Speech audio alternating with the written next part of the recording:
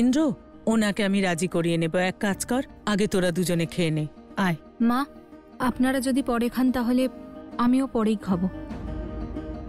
না, তুমি পরে খাবে না, এক্ষুনি খাবে। কারণ তোমার নিজের সাথে সাথে বাচ্চারও তো খেয়াল রাখতে হবে। এসো। সাথী, ইন্দ্র একদম ঠিক কথা বলছে। এই অবস্থায় তোমায় ভালো করে পেট ভরে খেতে হবে। আমি তোমায় খাইয়ে দিচ্ছি, তুমি বসো। মা, সারাদিন কি খালি ওদের কথাই ভাবতে থাকবে, নাকি মাঝে মধ্যে নিজের মেয়ের কথাও ভাববে? শোনো মা, ওদেরকে খাবার বেড়ে দেওয়ার আগে আমার আর দেবেশের খাবারটা বেড়ে দাও।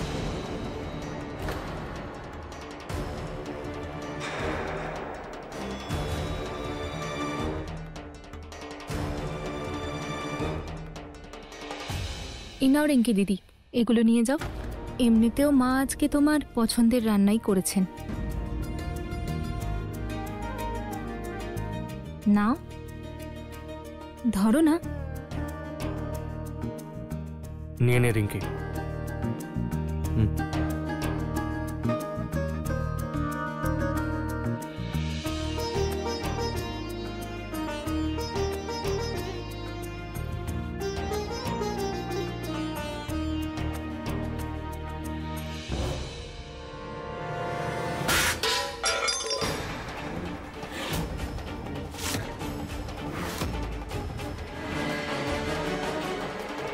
এটা কি অসভ্যতাম হচ্ছে?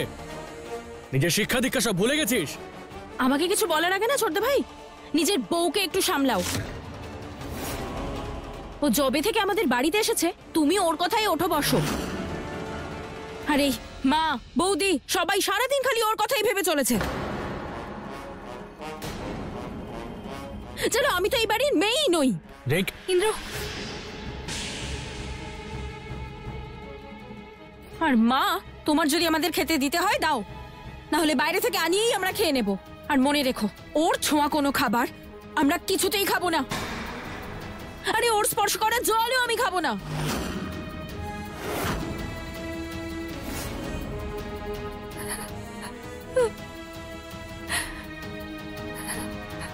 ওর কথা শোনার কোনো প্রয়োজন নেই। ওর বুদ্ধি ভ্রষ্ট হয়ে গেছে। ও তো দেবেশের তালে তাল মেলাচ্ছে। ওর মনের মধ্যে দেবেশি বিষ ঠেলেছে, সেই জন্য নিজের বৌদি সম্পর্কে এই কথাগুলো বলছে। লাভলি, দাও ওকে খেতে দাও।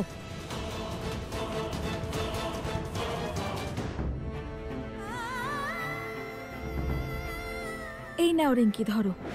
সবকিছু একটু মাথা ঠান্ডা করে ভেবে দেখার চেষ্টা করো। ও সাথী, রিঙ্কির কথায় কিছু মনে করো না, ওর মাথাটা একেবারেই গেছে। কিন্তু মা, রিঙ্কি দিদি আমাকে সব সময় ভুল বোঝে। আমাকে কেন বিশ্বাস করে না ও? কারণ সত্যিটা দেখার জন্য মাথায় বুদ্ধি থাকা উচিত। সেটা নেই ওর কাছে। আর আমাদের এইসব ততক্ষণ সহ্য করতে হবে যতক্ষণ না রিপোর্ট আসছে।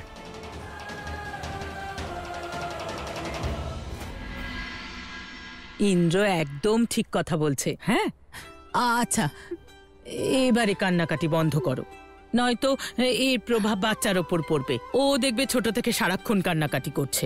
আচ্ছা শোনো, এবারে বসো আর খেয়ে নাও। হ্যাঁ, পেট ভরে। লাভলি, সবাইকে খেতে দাও, পেট ভরে খাবে, কেমন? আচ্ছা মা, আমি বলছিলাম যে যদি কেউ খেতে না চায় তাহলে আমি কি তাকে পেস্তা দেওয়া আইসক্রিম খাওয়াতে নিয়ে যেতে পারি?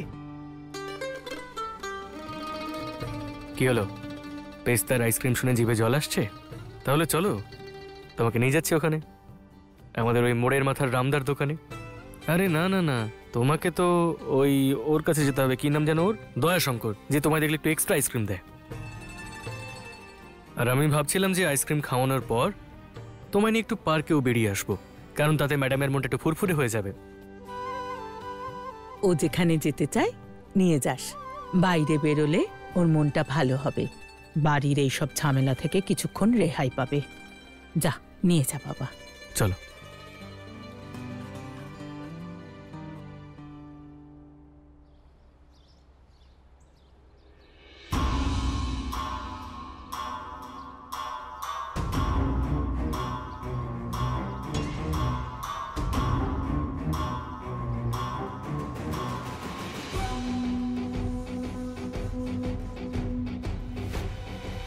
ব্যাস, আর অল্প কিছুদিন অপেক্ষা করো সাথী, তারপরে তো তুমি আমার সাথেই ঘুরবে।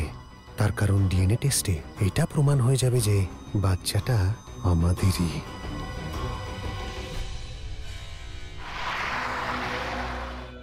একটা পরিকল্পনা করতেই হবে, তবেই তো খেলাটা আমার দিকে ঘুরবে, আর তবেই তো সাথে যে চরিত্রহীন সেটা প্রমাণ হবে, আর তারপর সাথীকে এ বাড়ি থেকে বের করে দেওয়া হবে। কিন্তু সেই খুশির মুহূর্তটা দেখার জন্য আরো 15 দিন অপেক্ষা করতে হবে।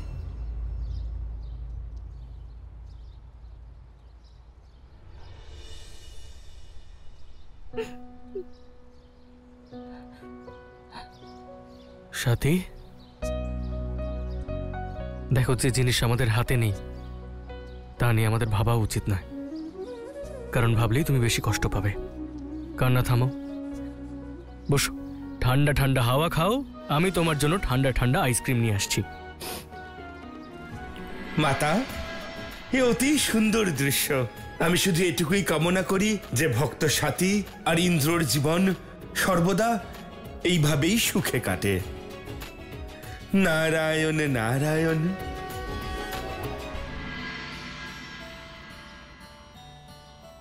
দেখো ইন্দ্র, আমরা এটা যত্ন নিয়েছি বলে কতটা বড় হয়েছে। ইন্দ্র, আর কয়েকদিন পরেই রিপোর্টটা চলে আসবে, তারপর বাড়ির সব ঝামেলা মিটে যাবে আর সবকিছু ঠিক হয়ে যাবে। এই পূজারিনীর কোনো কথাতেই কোনোদিনও বিশ্বাস ছিল না আমার, না বিশ্বাস করতে চেয়েছি, কিন্তু আজ জীবনে প্রথম আর শেষবার ওর উপর বিশ্বাস করতে চাই, যাতে আমি আমার বংশধর আর সমাজে সম্মান লাভ করতে পারি। এই ইন্দ্র, তোর বাবা জানতে চাইছিলেন যে তোরা কটা নাগাদ আশ্রমে যাবি। সে তো সন্ধেবেলায় যাওয়ার প্ল্যান আছে মা। তাহলে ভালোই হলো, আমি একটু বাজার থেকে ঘুরে আসি, সন্ধেবেলা আবার সময় পাবো না। না না, তুমি চিন্তা করছো কেন? আমি ওই পার্কের দিকে যাচ্ছি, তা ফেরার সময় নিয়ে আসবো। তুমি শুধু লিস্টটা আমাকে দিয়ে দাও। এখন তাড়াতাড়ি বেরো, না হলে আবার রোদের তাপ বেড়ে যাবে। হ্যাঁ, যা। ঠিক আছে মা, আমি ফোন করবো ওই লিস্টের জন্যে। সাথীকে দেখে আজ অত্যন্ত প্রসন্ন মনে হচ্ছে, কিন্তু তোমার এই প্রসন্নতা ক্ষণিকের। আমার অভিশাপ এখনো তোমার সঙ্গে আছে, তার থেকে তোমাকে রক্ষা দেবী সন্তোষীও করতে পারবেন না।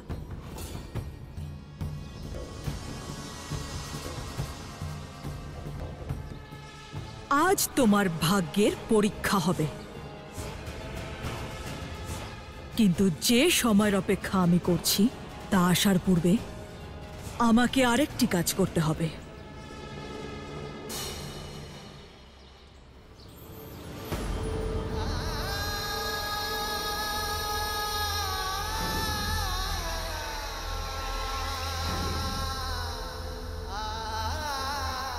কি হয়েছে সাথী, কি ভাবছো? ইন্দ্র, যখন আমি দেবেশের বাড়িতে ছিলাম আর যে ঘরে আমি আটকে ছিলাম, সেই ঘরের জানলা থেকে একদম এরকমই হনুমানজির মূর্তি দেখতে পেতাম, আর এরকমভাবেই আরতি হতো। আমার মনে হয় ওই নরক থেকে আমাকে হনুমানজি বাঁচিয়েছিলেন, তাই আজ আমার ওই আরতি। কিছু বলার প্রয়োজন নেই, চলো আরতির জন্য যাওয়া যাক।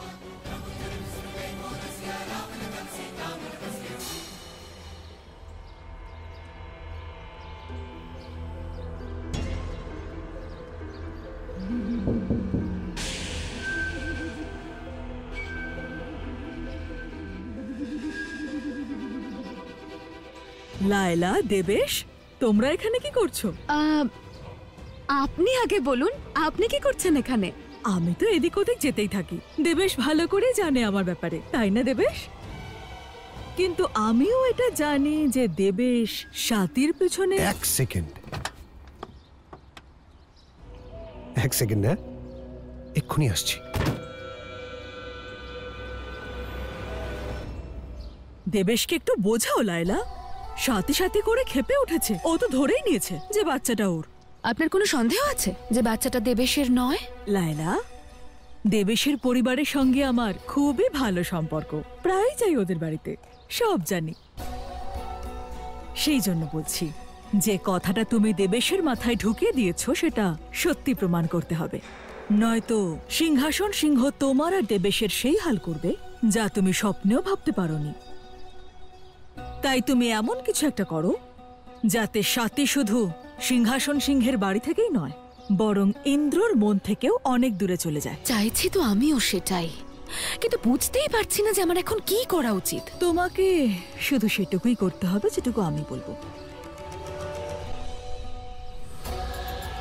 যাও লায়লা, স্বাতীকে আহত করো যাতে ওদের দুজনের আশ্রমে যাওয়ার পরিকল্পনা ব্যর্থ হয়ে যায়।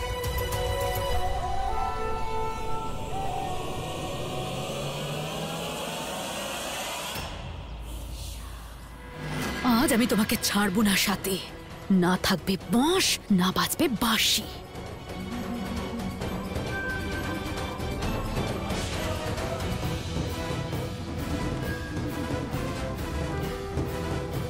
লায়লার উপর থেকে দেবী পৌলমীর প্রভাব যে করেই হোক শেষ করতে হবে, তা নয়তো অনর্থ হয়ে যাবে।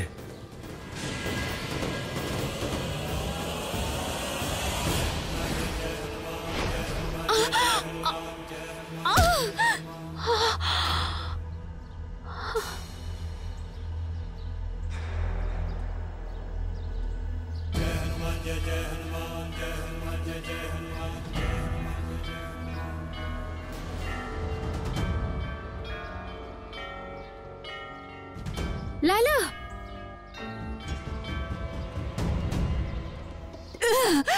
লায়লা, লায়লা, কি হলো? তুমি ওঠো,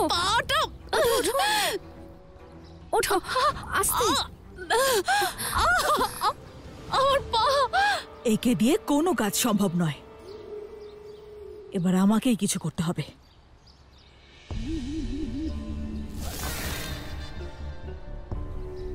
উত্তম, অতি উত্তম। কিছুক্ষণ পরেই এই বাতিস্তম্ভ স্বাতীর উপরে পড়বে, আর তারপরে বেশ কিছুদিন স্বাতী চিকিৎসালয়ে থাকবে। যা আমি চেয়েছিলাম ঠিক সেরকমটাই হবে। আরে মন কোথায় থাকে তোমার লায়লা? আর এখানে কি করছো? আমি জানি না আমি এখানে কি করে এলাম, কিন্তু এখন আমি ঠিক আছি। আমি চলে যাব, তুমি এখন যাও। তুমি এখানে থাকো, আমি ইন্দ্রকে ডাকছি। ইন্দ্র, ইন্দ্র, ইন্দ্র!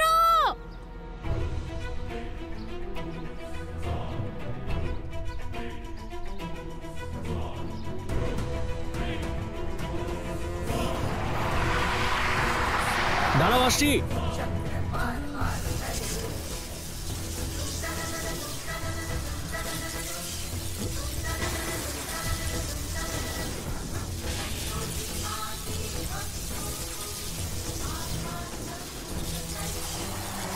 সাথী, ইন্দ্র!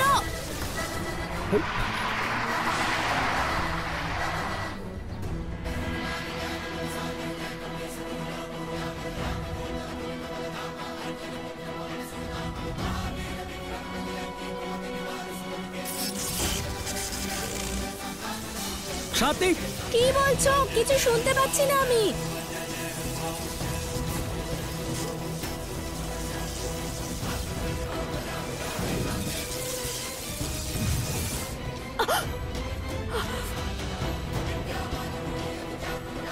সাথী!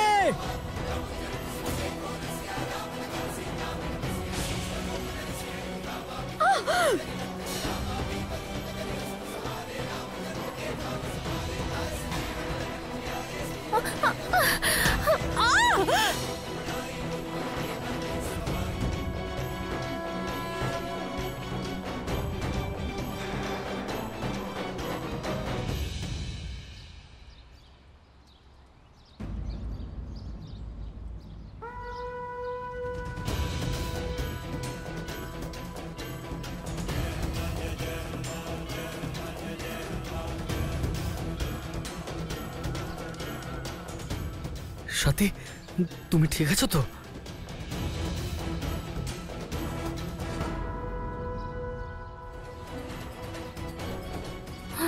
বজরংবলীর আশীর্বাদে তুমি বেঁচে গেছো। না জানি কি হতো আজকে। হ্যাঁ ইন্দ্র, উনিই আমাকে বাঁচিয়েছেন, কিন্তু এখানেই ছিলেন, কোথায় চলে গেলেন? কার কথা বলছো তুমি? তিনি, যিনি গেরুয়া বসন পড়েছিলেন, এখানেই তো ছিলেন। কোথায় চলে গেলেন দেখতে পাচ্ছি না কেন আমি? নিজেকে সামলাও তুমি। ইন্দ্র, আমি বুঝতে পারছি না এসব কি হচ্ছে। আমরা সন্ধে অবধিও অপেক্ষা করব না সাথী, আমরা এক্ষুনি আশ্রমে যাব, কারণ একমাত্র সন্তোষী দিদি এর সমাধান করতে পারেন। তাই আমরা কিছুদিন ওখানেই থাকবো, যতদিন না ডিএনএ রিপোর্টের সময় হয়ে যাচ্ছে। কিন্তু ইন্দ্র, আর কোনো কিন্তু টিন্তু নয় সাথী, একবার ভাবো, ভালো মানুষ, ভালো কথা, ভালো পরিবেশ, তোমার মনটাও ঠিক থাকবে আর বাচ্চার উপরেও ভালো প্রভাব পড়বে এর। সেসব তো ঠিক আছে ইন্দ্র, কিন্তু বাবা আর মা? বাবা মার কথা একদম চিন্তা করো না, কারণ ওনাদের কাছে এখন তুমি আর তোমার বাচ্চার থেকে বড় আর কিচ্ছু নয়।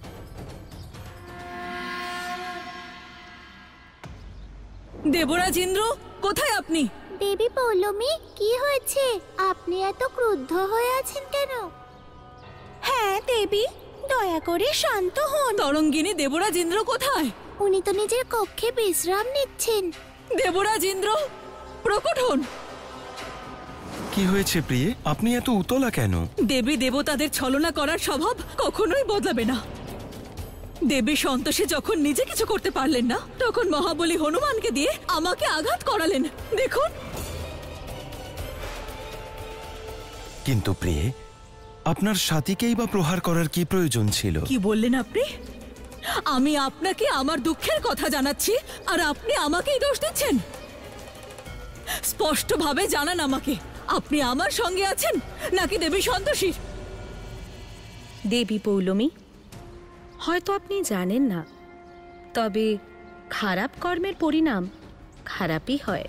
দেবী সন্তোষী, আমি যথেষ্ট বিচলিত, আমাকে আর বিচলিত করবেন না। না না দেবী পৌলমী, আমি আপনাকে কষ্ট দেবার জন্য নয়, বরং আপনার কষ্ট লাঘব করার জন্য এসেছি।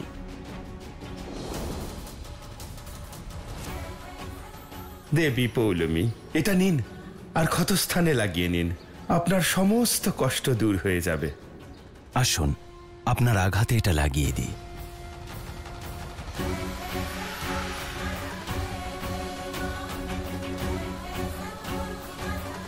আজ যা হলো দেবী সন্তোষী, তারপরে আমি এমন কিছু করব যেটা আপনি কল্পনাও করতে পারবেন না। আপনার ভক্তদের এমন জায়গায় নিয়ে যাব যেখানে আপনি পৌঁছতেই পারবেন না। অন্ধকারে ঠিকঠাক বোঝাও যায় না। এখানে সামনেই তো একটা রাইট টার্ন থাকার কথা, তুমি ভালো করে দেখতে থাকো যেন পেরিয়ে না যায়। Right turn? Left, left turn আসবে ইন্দ্র। আরে রাইট টার্ন পড়বে। আমার কোনোদিন দিকভ্রম হয় না সাথী, না জীবনে আর না ড্রাইভিং এ। আচ্ছা তাই নাকি? তুমি এত শিওর কবে থেকে হলে? আমার সম্পূর্ণ বিশ্বাস আছে যে লেফট টার্নই আসবে। এতটা শিওর এই কারণে, এর আগেও এই রাস্তাতে আমি এসেছি। একটা মোড় পড়ে যেখানে লেখা থাকে শান্তি আশ্রম 3 কিলোমিটার, ঠিক তারপরেই একটা রাইট টার্ন পড়ে। আমি তো এখনো অবধি কোনো মোড় দেখতেই পেলাম না। হতে পারে সামনে পড়বে। আর এটাও তো হতে পারে যে আমরা পেরিয়ে এসেছি। ও, তাহলে সন্তোষী দিদিকে ফোন করে জিজ্ঞেস করে নি। সেটা করলেও হয়।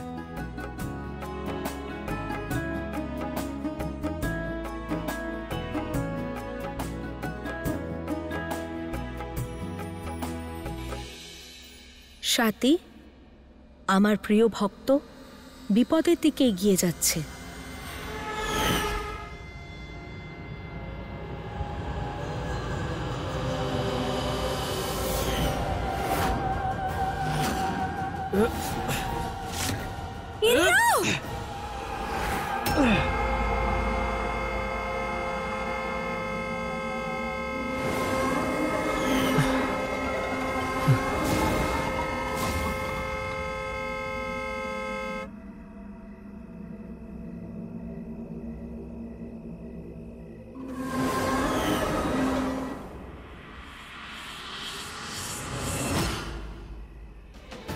সাথী, সাথী,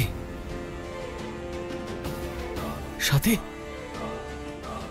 এই সাথী, সাথী, চোখ খোলো। সাথী, তুমি ঠিক আছো তো? তুমি ঠিক আছো তো?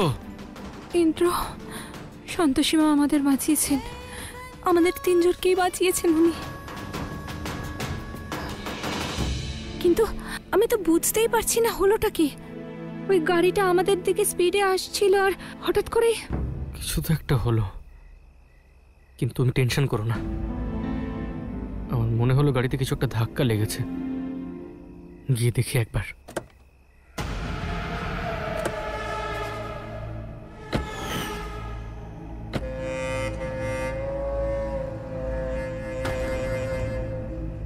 কিছু একটা ধাক্কা খেলো গাড়ির সঙ্গে, কিন্তু এখন তো কিছুই দেখতে পাচ্ছি না। জোরে আওয়াজও হলো।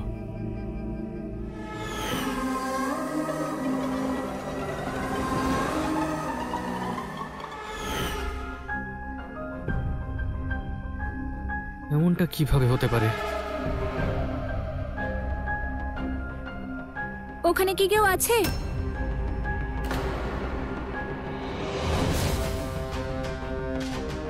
কেউ নেই সাথী, কিন্তু এটা কিভাবে হতে পারে? আমার ভালো করে মনে আছে কারোর সাথে ধাক্কা লাগলো। এমন আবার হয় নাকি যে সে উড়ে কোথাও চলে গেছে? ইন্দ্র, আমার না খুব অদ্ভুত লাগছে। সাথে আমার ভালো করে মনে আছে কারোর সাথে ধাক্কা লাগলো গাড়িতে, আর বেরিয়ে কাউকেই দেখতে পাচ্ছি না এখন। আচ্ছা ঠিক আছে, এখন যাওয়া যাক না এখান থেকে, খুব অন্ধকার। ঠিক আছে, চল।